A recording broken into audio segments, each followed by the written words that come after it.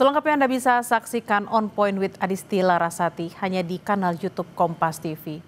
Dan saudara, hari ini adalah tenggat waktu pemenuhan sebagian dari 17 plus 8 tuntutan rakyat yang digagas sejumlah pegiat media sosial. Kemarin, para pegiat sosial bertemu langsung dan menyerahkan dokumen tuntutan kepada anggota DPR.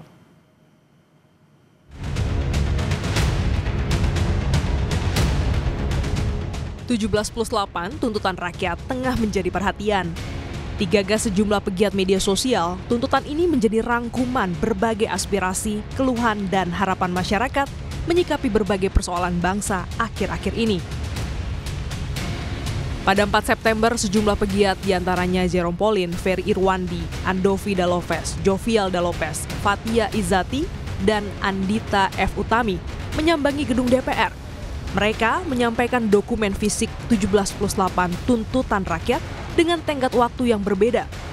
17 tuntutan jangka pendek dengan tenggat waktu 5 September 2025, sementara 8 tuntutan jangka panjang dengan tenggat waktu hingga Agustus 2026. Tak hanya ke DPR, tuntutan 17 plus 8 juga ditujukan ke Presiden, TNI, dan Polri. 13 baru dimulai, 4 malah mundur, 8 belum digubris.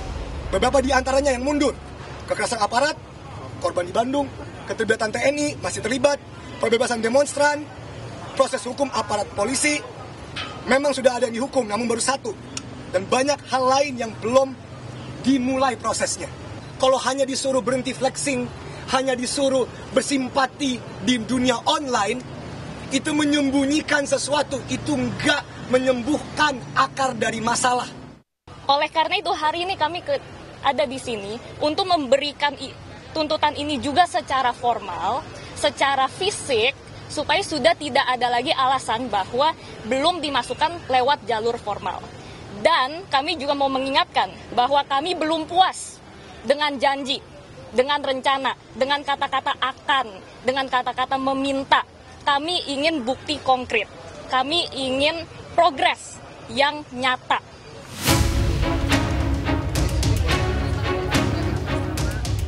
Perwakilan DPR RI Andre Rosiade dan Rieke Diah Pitaloka menerima langsung dokumen 17 plus 8 tuntutan rakyat.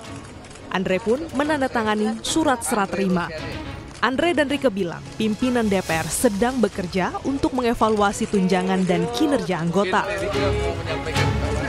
Sampaikan duka cita mendalam atas jatuhnya korban yang kemarin dalam peristiwa September gelap setidaknya bagi saya pribadi. Dan tentu saja kami juga mohon dukungan karena ini juga lagi rapat resmi. Mudah-mudahan tuntutan rakyatnya bisa ditambah, yaitu kita sedang rapat dengan Kemendag. Ini kita lari ke sini untuk menerima teman-teman, yaitu turunkan harga kebutuhan pokok. 17 tuntutan memiliki tenggat 1 minggu karena dinilai bisa dipenuhi para pemangku kebijakan sesegera mungkin. Beberapa di antaranya yaitu bentuk tim investigasi independen, kasus kekerasan dan pelanggaran HAM selama demonstrasi, bekukan kenaikan gaji dan tunjangan DPR, transparansi anggaran DPR, sanksi tegas anggota yang bermasalah, bebaskan demonstran yang ditahan, hentikan tindakan kekerasan polisi hingga terkait kesejahteraan tenaga kerja. Sementara tuntutan dengan tenggat waktu 1 tahun diantaranya meminta reformasi DPR besar-besaran, reformasi perpajakan, sahkan RUU perampasan aset, reformasi kepolisian, hingga tinjau ulang kebijakan sektor ekonomi dan ketenagakerjaan. Sebelumnya, pimpinan DPR menemui perwakilan mahasiswa di dalam gedung DPR pada 3 September. Mahasiswa langsung diterima Wakil Ketua DPR Fraksi Gerindra Sufmi Dasko Ahmad, Wakil Ketua DPR Fraksi Nasdem Saan Mustafa, dan Wakil Ketua DPR Fraksi PKB Cucun Ahmad. Mahasiswa menuntut dibentuknya tim investigasi untuk mengusut oknum provokator yang menyusupi aksi unjuk rasa. Mahasiswa juga menuntut DPR segera mencabut tunjangan fantastis anggota dewan dan sahkan RUU perampasan aset. Nah, kami dalam audiensi tadi juga sudah menyampaikan bahwa DPR juga dalam waktu yang singkat-singkatnya akan melakukan evaluasi menyeluruh baik terhadap tunjangan maupun keterbukaan kegiatan DPR, nah itu termasuk yang di dalam 17 plus 8.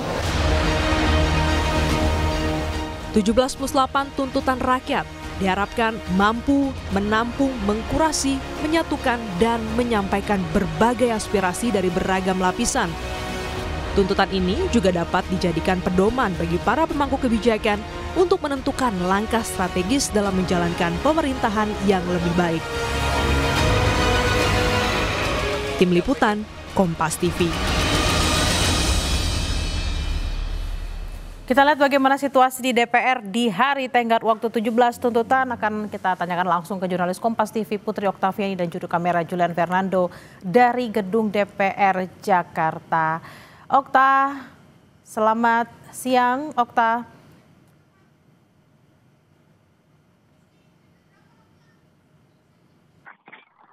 Ya, Bella. Ya, Okta, apakah ada kegiatan unjuk rasa di sana dan bagaimana perkembangan soal 17 tuntutan yang tenggat waktunya hari ini?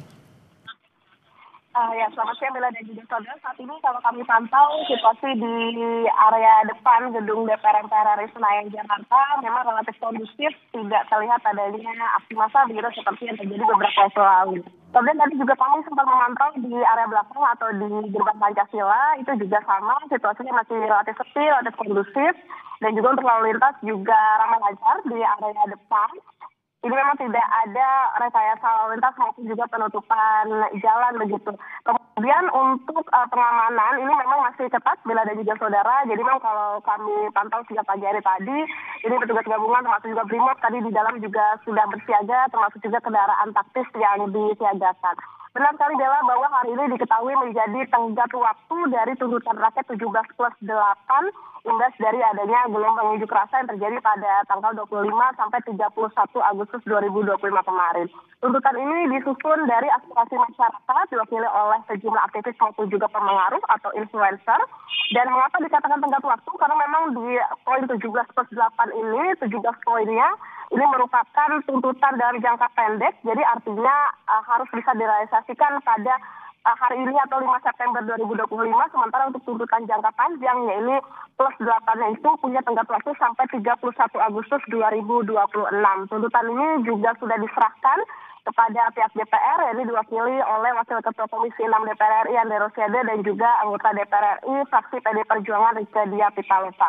Wakil Ketua DPR RI Sufmi Dasko Ahmad juga diketahui mengatakan bahwa tuntutan 17+8 ini juga dibahas dalam pertemuan pimpinan fraksi di DPR. Jadi tentu kita nantikan bersama seperti apa respon maupun juga tanggapan begitu dari pihak DPR karena diketahui ini merupakan tenggat waktu, begitupun juga respon dari masyarakat. Bella. Baik, terima kasih atas laporan Anda, jurnalis Kompas TV Putri Oktaviani dan Julian Fernando langsung dari DPR. Selamat bertugas kembali.